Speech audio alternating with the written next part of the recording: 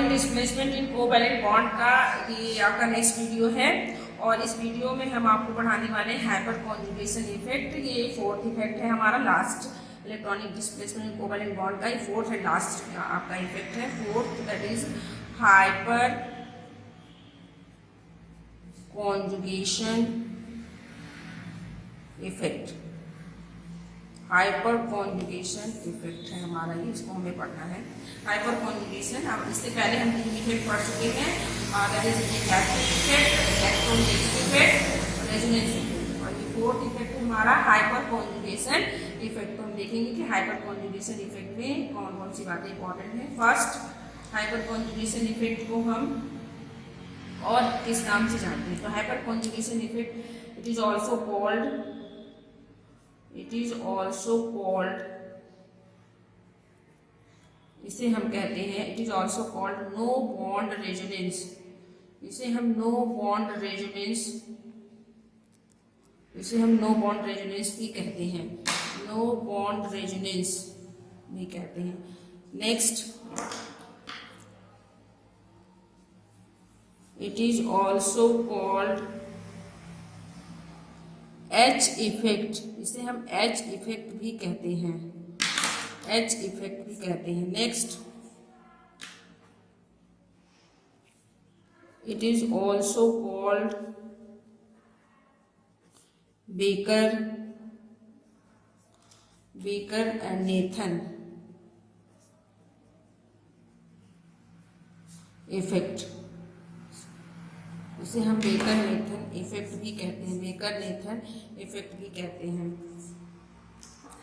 तो देखा आपने तीन point, it is also called no bond resonance, H effect that is hyper conjugation effect, and also called Baker and Nathan effect. Important बातें। अब हम ये देखेंगे हाइपर कॉन्जुगेशन इफेक्ट किस तरह के कंपाउंड्स में होते हैं। तो compound having alpha hydrogen, compound having alpha hydrogen, ऐसे कंपाउंड जिनमें अल्फा हाइड्रोजन होंगे वो हाइपर कॉन्जुगेशन, या ऐसे कह सकते हैं। और alkyl group having alpha hydrogen, alkyl group जिनके पास अल्फा हाइड्रोजन प्रेजेंट है। तो कहने का मतलब है कि हाइपर कॉन्जुगेशन के लिए सबसे इंपॉर्टेंट बात ये है कि कंपाउंड में या एल्किल ग्रुप के पास अल्फा हाइड्रोजन प्रेजेंट होना चाहिए। अल्फा हाइड्रोजन नहीं होगा तो हाइपर कॉन्जुगेशन इफेक्ट शो नहीं होता है। इसे हम सिग्मा पाई कॉन्जुगेशन भी कहते हैं, sigma pi conjugation is also called sigma pi conjugation। इसे हम सिग्मा पाई कॉन्जुगेशन भी कहते हैं, सिग्मा और पाई बॉन्ड के बीच में कॉन्जुगेशन, तो that is also called sigma pi conjugation. तो इसे हम सिग्मा पाई कॉन्जुगेशन भी कहते हैं। अब हम कुछ एग्जांपल लेंगे और हाइपर कॉन्जुगेशन को देखेंगे तो किस तरीके से हाइपर कॉन्जुगेशन हो रहा है। तो शॉर्टकट में जैसे हमने एक एग्जाम्पल ले लिया, CH3 single bond CH and double bond CH2, ये हमारे पास है। तो कहने का मतलब ये है कि अब देखिए मैं क्या कह रही हूँ। अब हम इसको देखेंगे कि हाइपर कॉन्जुगेशन इफेक्ट वही कंपाउंड शो करेंगे जिनमें कि अल्फा हाइड्रोजन होगा। अल्फा हाइड्रोजन कब होगा? जब अल्फा कार्बन होगा, क्योंकि जब तक अल्फा कार्बन नहीं होगा तो हाइड्रोजन कहाँ से होगा? तो अल्फा कार्बन के पास ही अल्फा हाइड्रोजन। अब हम समझेंगे कि अल्फा हाइड्रोजन अल्फा कार्बन किसे कहते हैं। तो जैसे यहाँ पर देखिए डबल बॉन्ड लगा हुआ है, तो डबल बॉन्ड के बगल वाला, जिस कार्बन पर डबल बॉन्ड है उसके बगल वाले कार्बन, उसके नेक्स्ट कार्बन को अल्फा कार्बन कहते हैं। या किसी भी कंपाउंड में जैसे हमने ले लिया CH3CH2OH, CH3CH2OH, तो पहले हम अल्फा बीटा को समझने, अल्फा बीटा गामा ये क्या है। तो अल्फा हाइड्रोजन क्या है? तो अल्फा हाइड्रोजन देखिए फंक्शनल ग्रुप इस कार्बन से अटैच है, फंक्शनल ग्रुप कार्बन नंबर 1 से अटैच है, तो फंक्शनल ग्रुप जिस कार्बन से अटैच है उसके नेक्स्ट कार्बन, उसके बगल वाले नेक्स्ट कार्बन को हम अल्फा कार्बन कहते हैं। अल्फा कार्बन हो गया, कहने का मतलब फंक्शनल ग्रुप जिस भी कार्बन से अटैच है उसके बगल वाले कार्बन को अल्फा कार्बन कहते हैं, और उस कार्बन में जितने हाइड्रोजन उपस्थित होंगे सबके सब अल्फा हाइड्रोजन कहलाएंगे। इस तरीके से हम कोई और एग्जाम्पल जैसे हमने ले लिया है, इसको हमने ले लिया। अब हमें देखना है कि इसमें अल्फा क्या है। तो देखिए फंक्शनल ग्रुप के, ये फंक्शनल ग्रुप है, फंक्शनल ग्रुप के बगल, फंक्शनल ग्रुप इस कार्बन से अटैच है, फंक्शनल ग्रुप इस कार्बन से अटैच है, तो ये वाला नहीं, इसके बगल वाला कार्बन, फंक्शनल ग्रुप के बगल वाला कार्बन अल्फा कार्बन, और अल्फा कार्बन के बगल वाला कार्बन बीटा कार्बन, इसके बगल होगा तो गामा कार्बन। तो ये अब चूंकि ये फंक्शनल ग्रुप किससे अटैच है, इसके बगल वाला ये अल्फा कार्बन है, तो ये आपका जैसे हमने यहाँ पे लिया है, ये आपका जो है डबल बॉन्ड है, यहाँ पर कार्बन कार्बन डबल बॉन्ड इसके उपस्थित है, इसके जस्ट बगल वाला कार्बन ये अल्फा कार्बन हो गया, इसके बगल कोई होगा तो बीटा कार्बन होगा। तो कहने का मतलब क्लियर हो गया कि अल्फा कार्बन क्या होगा, फंक्शनल ग्रुप के डबल बॉन्ड ट्रिपल बॉन्ड के जिस भी कार्बन के उपस्थित उसके बगल वाले कार्बन को हम अल्फा कार्बन कहते हैं। अब हम यहाँ पर देखेंगे ये अल्फा कार्बन है, अब अल्फा कार्बन प्रेजेंट है तो अल्फा कार्बन पे ही जो हाइड्रोजन लगे होंगे वो अल्फा हाइड्रोजन, मतलब ये अल्फा कार्बन है तो ये अल्फा हाइड्रोजन है। तो कितने अल्फा हाइड्रोजन इसके पास हो गए, 3 अल्फा हाइड्रोजन हो गए। अब इसका हाइपर कॉन्जुगेशन स्ट्रक्चर हम ड्रॉ करेंगे, तो पहले हम इसको खोल लें, ओपन कर लें, इसी को हमने उसको ओपन किया,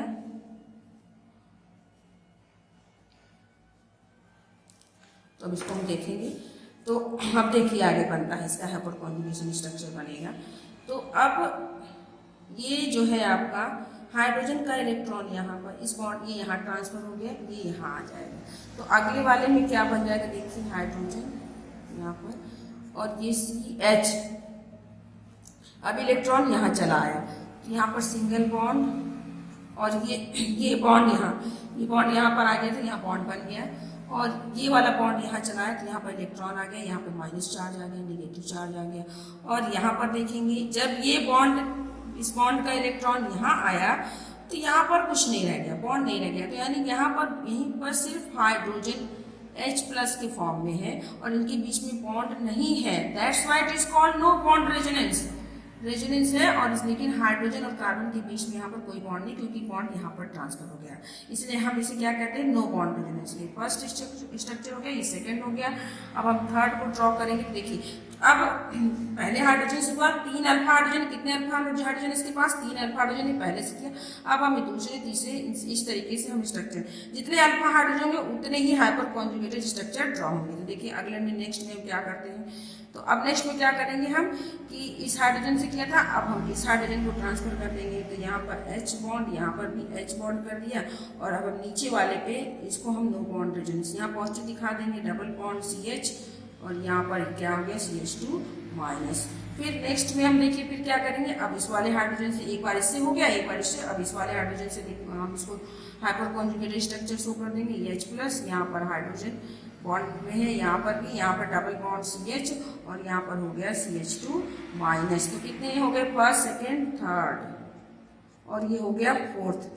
तो कहने का मतलब 3 अल्फा हाइड्रोजन है तो कितने रेजोनेटिंग स्ट्रक्चर ड्रॉ हो गए आपके, 4। एक तो वो पहले से जो था एग्जाम कंपाउंड, और उसके अलावा 3 आपके, कहने का मतलब 3 अल्फा हाइड्रोजन थे तो 3 आपने हाइपर कॉन्जुगेशन स्ट्रक्चर बना दिया। तो ये आप देख रहे हैं, ये आपका क्या है, hyper conjugating. These structures are called hyper conjugating structure, no bond resonance, क्योंकि यहाँ पर कोई भी बॉन्ड नहीं बन रहा है। तो सारी कंडीशन को फुलफिल कर रहा है। पहला तो कि अल्फा हाइड्रोजन होगा तभी जो है हाइपर कॉन्जुगेटिंग स्ट्रक्चर फॉर्म होगा, और जब हाइपर कॉन्जुगेटिंग स्ट्रक्चर बन जाए तो आप देखेंगे कि इसको हम नो बॉन्ड रेजोनेंस क्यों कहते हैं। अगर अल्फा हाइड्रोजन नहीं है तो हाइपर कॉन्जुगेटिंग स्ट्रक्चर नहीं फॉर्म होगा।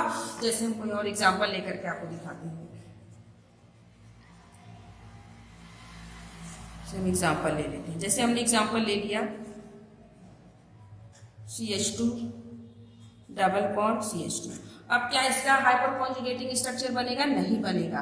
क्यों नहीं बनेगा, क्योंकि इसके पास अल्फा हाइड्रोजन नहीं है, नो अल्फा हाइड्रोजन, यहाँ पर कोई अल्फा हाइड्रोजन नहीं है, इसके पास अल्फा हाइड्रोजन प्रेजेंट नहीं है। और जब अल्फा हाइड्रोजन नहीं होगा तो ये जो है रेजोनेटिंग स्ट्रक्चर नहीं बनाएगा। अब हम दूसरा एग्जाम्पल लेते हैं, जैसे हमने ले लिया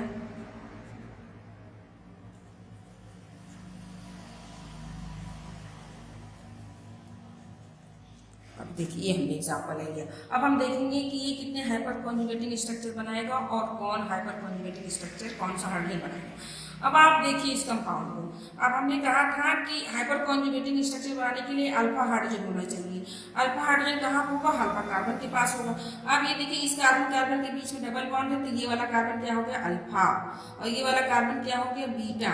तो आप देख रहे हैं कि अल्फा हाइड्रोजन ये है, ये बीटा है, तो ये हाइपर कॉन्जुगेटिंग स्ट्रक्चर ही फॉर्म करेगा। हाइपर कॉन्जुगेटिंग स्ट्रक्चर कौन फॉर्म करेगा, जो अल्फा हाइड्रोजन है। तो यहाँ पर देख रहे हैं ये अल्फा कार्बन है, तो ये हाइपर कॉन्जुगेटिंग स्ट्रक्चर बनाएगा। इस अल्फा कार्बन पे कितने हाइड्रोजन है, दो हाइड्रोजन है। तो देखिए इसके अलावा दो और हाइपर कॉन्जुगेटिंग स्ट्रक्चर बनेंगे। अब देखिए कैसे बनेगा। इस पे दो हाइड्रोजन है, इसको अगर हम ओपन कर दें, यहाँ पर मैं ड्रॉ करते हैं, यहाँ पे ड्रॉ करते हैं, इसको ओपन करके CH3, और यहाँ पर कितने हाइड्रोजन थे, दो, हमने इसको ओपन कर दिए। अब देखिए CH डबल बॉन्ड CH2।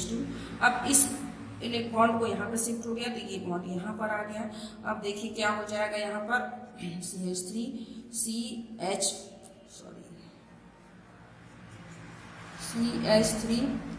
यहाँ पर H+, और यहाँ पर H आ जाएगा, और ये डबल बॉन्ड CH, और ये सिंगल बॉन्ड में यहाँ पर आपका आ जाएगा नेगेटिव चार्ज। तो ये फर्स्ट हो गया, ये आपका सेकंड हो गया।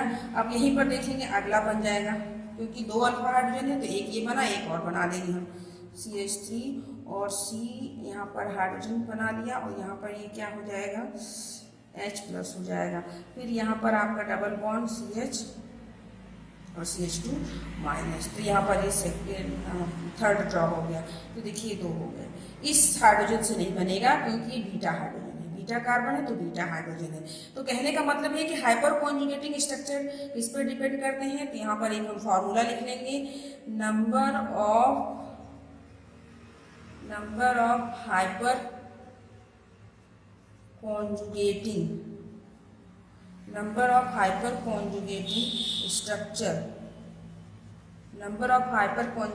Structure equal to number of alpha hydrogen plus 1।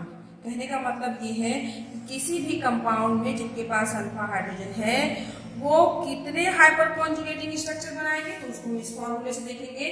तो देखिए क्या कह रहा है कि हाइपर कॉन्जुगेटिंग स्ट्रक्चर की संख्या कितनी होगी, जितने अल्फा हाइड्रोजन होंगे उसमें आपको +1 कर देना। अब हम आप इसको एग्जाम्पल से देखेंगे, जो हम कह रहे हैं उसको हम समझने की कोशिश करेंगे कि कितने अल्फा हाइड्रोजन है और कितने हाइपर कॉन्जुगेटिंग स्ट्रक्चर बनेंगे। जैसे हमने एग्जाम्पल ले लिया,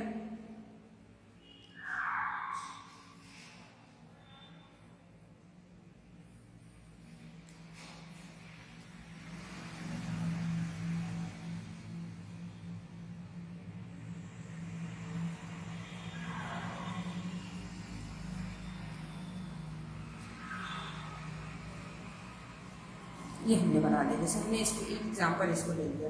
अब हमें बताना है, देखिए ये दिख रहा है,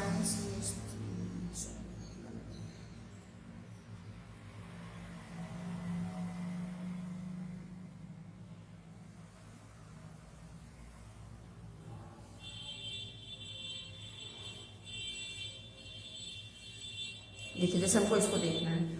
अब हम इस एग्जाम्पल को देखें और हम बताएं कि इसमें कितने हाइपर कॉन्जुगेटिंग स्ट्रक्चर बनेंगे। तो इसको आप देखिए, यहाँ पर देखिए ये डबल बॉन्ड यहाँ पर है, इसके बगल वाला कार्बन ये क्या है, अल्फा, ये अल्फा कार्बन है। अल्फा कार्बन है, यहाँ पर कितने अल्फा हाइड्रोजन है, एक अल्फा हाइड्रोजन।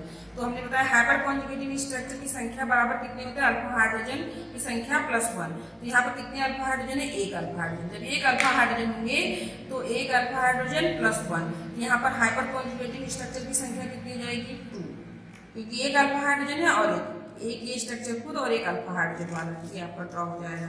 नेक्स्ट हम देखते हैं आगे, जैसे हमने एग्जाम्पल और ले लिया।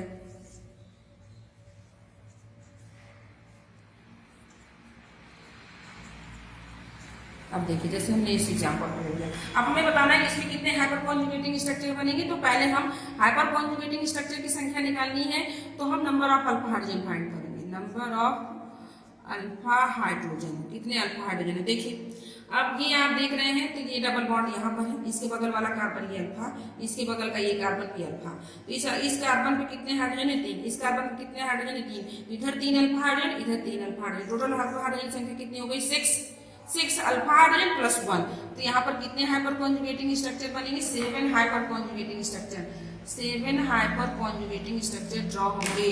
क्यों भाई? क्योंकि यहाँ पर देखिए आपने देखा 6 अल्फा हाइड्रोजन थे प्लस 1, तो कितने हाइपर कॉन्जुगेटिंग स्ट्रक्चर हो गए आपके यहाँ पर? 7 हाइपर कॉन्जुगेटिंग। कहने का मतलब ये है कि जितने नंबर ऑफ अल्फा हाइड्रोजन बढ़ते जाएंगे हाइपर कॉन्जुगेटिंग स्ट्रक्चर की संख्या बढ़ती जाएगी, और उस जितने भी अल्फा हाइड्रोजन होंगे उसमें हम प्लस 1 कर देंगे तो हमें हाइपर कॉन्जुगेटिंग स्ट्रक्चर की संख्या निकालने में आसानी होगी और निकाल लेंगे। तो जितने अल्फा हाइड्रोजन होंगे उतने हाइपर कॉन्जुगेटिंग स्ट्रक्चर बनेंगे प्लस 1। क्लियर है?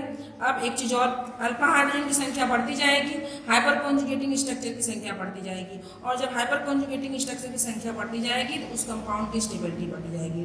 तो stability of compound is directly proportional to number of hyper conjugating structure. तो कहने का मतलब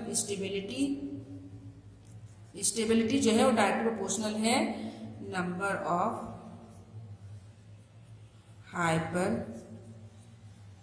conjugating structure, number of hyper conjugating structure. तो सिंपल सा है कि स्टेबिलिटी, किसी भी कंपाउंड की स्टेबिलिटी हाइपर कॉन्जुगेटिंग स्ट्रक्चर की संख्या बढ़ने पर उस कंपाउंड की स्टेबिलिटी बढ़ती है। जितनी ज़्यादा हाइपर कॉन्जुगेटिंग स्ट्रक्चर होंगे उतनी ज़्यादा उसकी स्टेबिलिटी। क्लियर? जितने ज़्यादा हाइड्रोजन बनते जाए, जितने ज़्यादा हाइड्रोजन जुड़ते जाएंगे उतने हाइपर कॉन्जुगेटिंग स्ट्रक्चर बढ़ते जाएंगे और उसकी स्टेबिलिटी बढ़ती जाएगी। जैसे वो ले सकते हैं,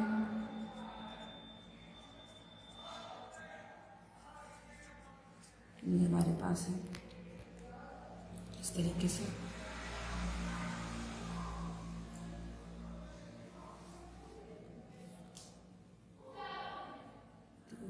कर दिया हमने।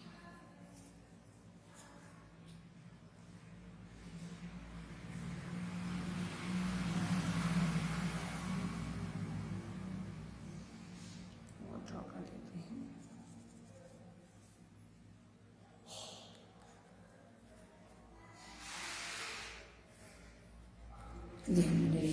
अब हमें बताना है कि इसमें कितने हाइपर कॉन्जुगेटेड स्ट्रक्चर बनेंगे, इसके कितने अल्फा हैं। तो अब आप देखें ये डबल बॉन्ड यहाँ पर है, इसके बगल वाला कार्बन ये भी अल्फा, ये भी अल्फा कार्बन, इसके बगल का ये कार्बन अल्फा। तो अब आप देख सकते हैं कि कितने अल्फा कार्बन आपको दिखाई दे रहे हैं? 3 अल्फा कार्बन। हर अल्फा कार्बन पर 3 अल्फा हाइड्रोजन है, 3, और यहाँ पर भी 3, इसके यहाँ पर भी। टोटल कितने अल्फा हाइड्रोजन हो गए? 9। टोटल 9 अल्फा हाइड्रोजन हो गए। कितने हाइपर कॉन्जुगेटिंग स्ट्रक्चर जाएंगे? 9 + 1। यहाँ पर कितने हाइपर कॉन्जुगेटिंग स्ट्रक्चर बनेंगे? 10 हाइपर कॉन्जुगेटिंग स्ट्रक्चर यहाँ पर फॉर्म हो जाएंगे। इसी तरीके से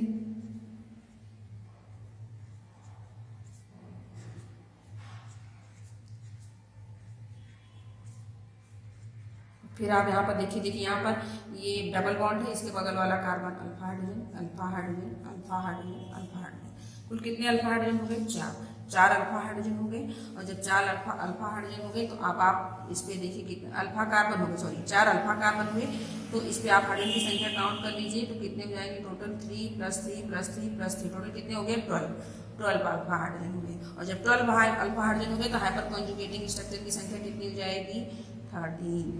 13 हाइपर कॉन्जुगेटिंग स्ट्रक्चर बनेंगे, अल्फा हाइड्रोजन की संख्या और प्लस 1। अब हम अगर यदि हम इन तीनों कंपाउंड को देखें, देखिए यहाँ पर कितने हाइपर कॉन्जुगेटिंग स्ट्रक्चर थे? यहाँ पर 7 था, यहाँ पर कितना है? 10, यहाँ पर 13। इसको मान लो 2 मान लिया, इसे हमने 3 ले लिया, इसको एग्जाम्पल नंबर 4 मान लिया। अब हम कहेंगे सबसे ज़्यादा स्टेबिलिटी किसकी होगी? तो आप देख सकते हैं हमने कहा कि स्टेबिलिटी किसके डायरेक्ट प्रोपोर्शनल होती है? हाइपर कॉन्जुगेटिंग स्ट्रक्चर की संख्या पर। जितने हाइपर कॉन्जुगेटिंग स्ट्रक्चर, यदि हाइपर कॉन्जुगेटिंग स्ट्रक्चर की संख्या बढ़ेगी तो स्टेबिलिटी भी उस कंपाउंड की स्टेबिलिटी बढ़ेगी। तो अब आप देख सकते हैं कौन इसमें से ज़्यादा स्टेबल होगा? ये 4th वाला हमारा जो है ज़्यादा स्टेबल होगा, इसकी स्टेबिलिटी ज़्यादा होगी। क्यों? क्योंकि इसके हाइपर कॉन्जुगेटिंग स्ट्रक्चर की संख्या 13 है। उसके बाद 4th, अब आप स्टेबिलिटी का ऑर्डर देख सकते हैं, सबसे ज़्यादा स्टेबल मोर स्टेबल होगा ये 4th। उसके बाद हम देखेंगे ये 3rd वाला स्टेबल होगा। स्टेबिलिटी ऑर्डर में आप देख सकते हैं स्टेबिलिटी के लिए इस एग्जाम्पल को हम स्टेबिलिटी ऑर्डर में देख सकते हैं। सबसे ज़्यादा स्टेबल कौन सा होगा? 4th होगा, और उसके बाद उससे कम होगा 3rd होगा, 3rd वाले के बाद आपका 2 होगा। क्योंकि यहाँ पर हाइपर कॉन्जुगेटिंग स्ट्रक्चर की संख्या कितनी है? 13 है, जबकि 3rd वाले में कितनी है? 10 है, और आपके 2nd वाले में कितनी है? 7 है। क्लियर हो गया। तो सिंपल सा हाइपर कॉन्जुगेशन में कुछ भी नहीं है, एक बार हम इसको फिर से रिकॉल कर लेंगे। तो क्या है, hyper conjugation effect is also called no bond resonance, इसे नो बॉन्ड रेजोनेंस कहते हैं, इसे एच इफेक्ट भी कहते हैं, बेकर नेथन इफेक्ट कहते हैं। मेनली ये डिपेंड अपॉन अल्फा हाइड्रोजन, जितने अल्फा हाइड्रोजन होंगे उतना ही हाइपर कॉन्जुगेटिंग स्ट्रक्चर ड्रॉ होता है। इस तरीके से हमने इसको ड्रॉ किया और मैं इसको आपको बताया। उसके बाद जो है हाइपर कॉन्जुगेटिंग स्ट्रक्चर की संख्या जो है किस पर डिपेंड करती है, वो डिपेंड करती है नंबर ऑफ अल्फा हाइड्रोजन पे, अल्फा हाइड्रोजन की संख्या प्लस ये फिर हमने आपको एग्जांपल से बताया। तो यहाँ पर हमारा हाइपर कॉन्जुगेशन का इफेक्ट खत्म होता है और यहीं पर इलेक्ट्रॉनिक डिस्प्लेसमेंट इक्विवेलेंट के चारों इफेक्ट आपके यहाँ पर खत्म हो जाते हैं।